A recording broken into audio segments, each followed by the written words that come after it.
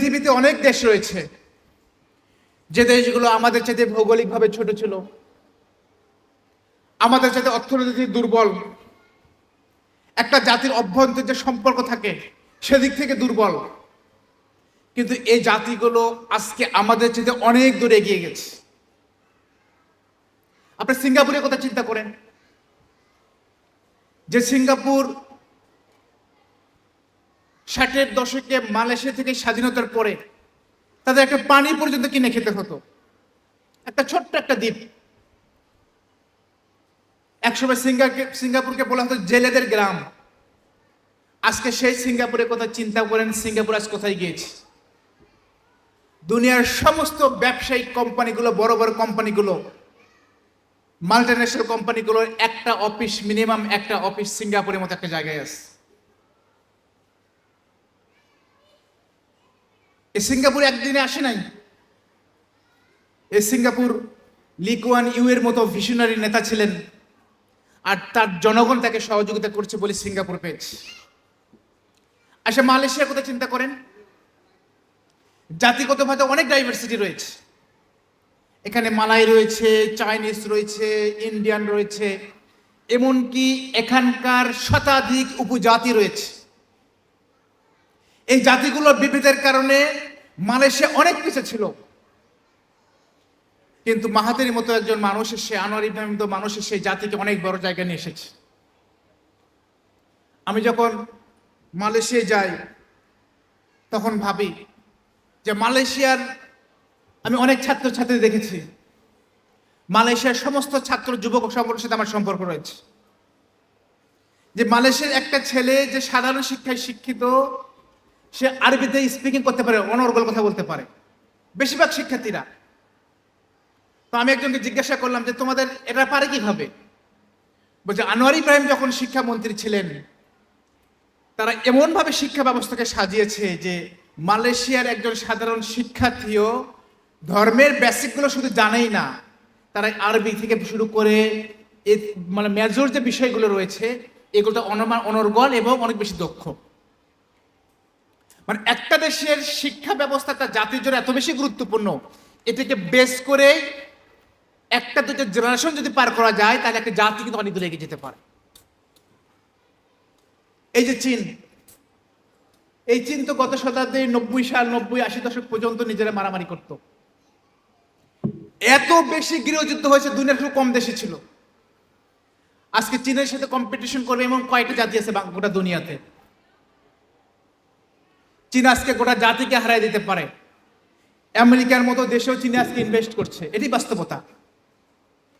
এই সব কিছু সম্ভব হয়েছে এই জাতির, মানুষের, এদেশের তাদের শাসকদের এবং মানুষদের চিন্তার পরিবর্তনের মাধ্যমে। বাংলাদেশ আজকে ছোট্ট দেশ, অর্থনৈতিকভাবে গরিব দেশ, এটা সত্য, বাট আমাদের সমৃদ্ধ ইতিহাস আছে।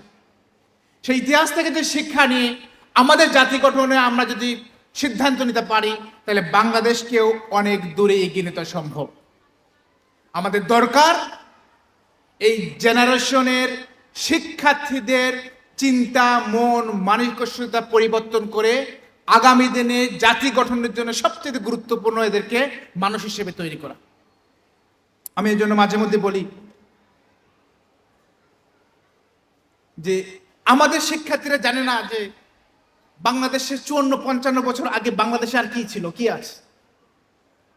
আমি তুরস্কে ছিলাম, আমি দেখে প্রতি বছরে তুরস্কে একটা দিবস পালিত হয়, সেটা হলো তুরস্কে বিজয়ের দিবস। যে তার্কিশরা এই তুর্কি ভূখণ্ডে কখন এসেছে সেই দিনটাকে কেন্দ্র করে তারা একটা দিবস পালন করেছে, যেটা বলে মালাজগির সাবাস বলে, মালাজগিরের যুদ্ধ বলে।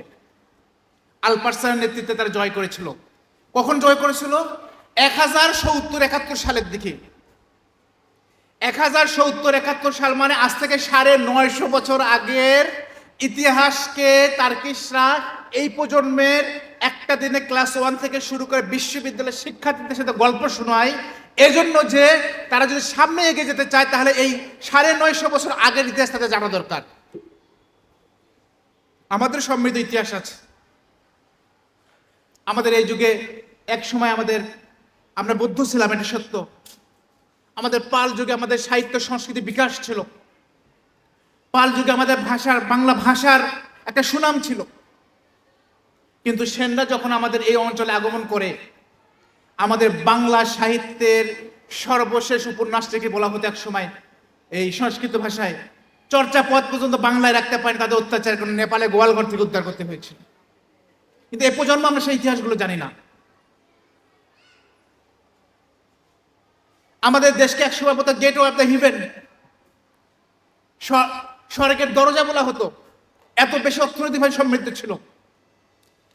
আমি নিজেও কয়েকটা আর্টিকেলে দেখেছি বাংলার ইকোনমিকে বলা হতো ওয়ার্ল্ড সেকেন্ড লার্জেস্ট ইকোনমি এক সময় ছিল, যার কারণে দুনিয়ার সবগুলো বড় জাতিগুলো আমাদের বাংলাদেশে আগমন করেছিল। ডাচরা এখানে এসেছিল, মোগল বলে তার্কিশরা এখানে এসেছিল, আফগানরা এখানে এসেছিল, ব্রিটিশরা এসেছিল, অনেক জাতি এসেছে, সবাই টিকতে পারে নাই। কিন্তু আমাদের অর্থনীতি এত বেশি সমৃদ্ধ ছিল যে দুনিয়ার সব জাতির এখানে একটা লোভ ছিল। আমাদের প্রজন্মকে এই ইতিহাসগুলো জানানো দরকার। তারা যদি বড় হতে চায়, তারা যদি বড় শিক্ষা দিতে চায়, তাহলে ইতিহাস থেকে আমাদের শিক্ষা নিতে হবে।